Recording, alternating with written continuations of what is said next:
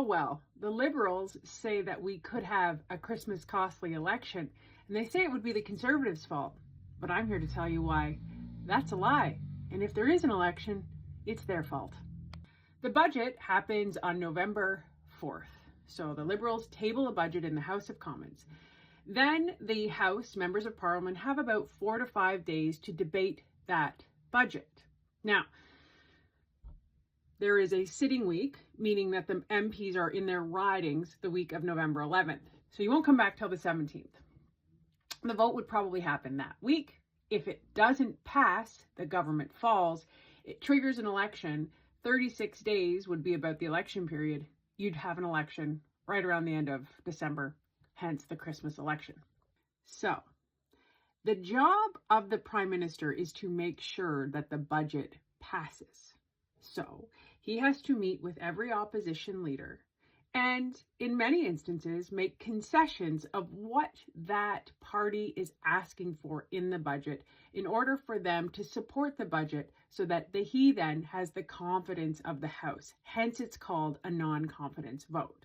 So for example, Mark Carney, the Prime Minister, would call in the leader of the opposition from the Bloc, the NDP, the Conservatives. He would sit down, he would tell them what he's going to put in the budget. Then the opposition leader would then say, well, we would like to see A, B, C, D, E in this budget, and we expect you to make some concessions.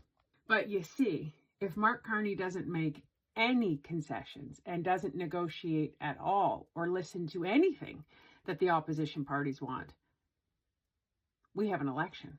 Which means an election is his decision. It's his choice. Conservatives have said we will absolutely support this budget if you make it affordable. In fact, that's all they want, right? They want leadership and affordability for this country. So some of the key things they asked for, number one, bringing down the deficit to the level Liberals promised in their fiscal update. They promised $42 billion last year. So if Prime Minister Carney is truly interested in spending less, the deficit should be lower. The other thing Conservatives asked for, scrapping hidden taxes on food. Don't know if you've noticed, but when you go to the grocery store, things are kind of expensive.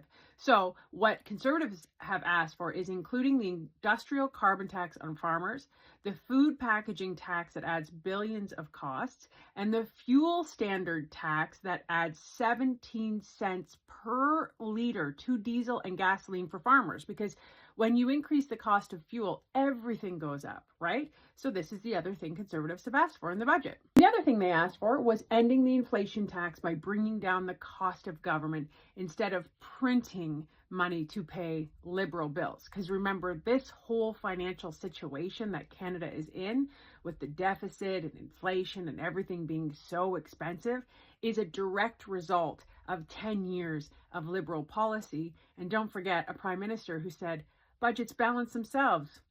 Forgive me if I don't think about monetary policy. You have 2.2 million people using a food bank. That is the highest in history. Yeah. So if there is an election, if this budget doesn't pass, my friends, I'm telling you, it has nothing to do with the Conservatives. The Liberals are in control and they decide if we have an election. It is them. They want to distract you. They want to tell you what they're going to do and make you wonderful promises. Look over here while all of this burns down.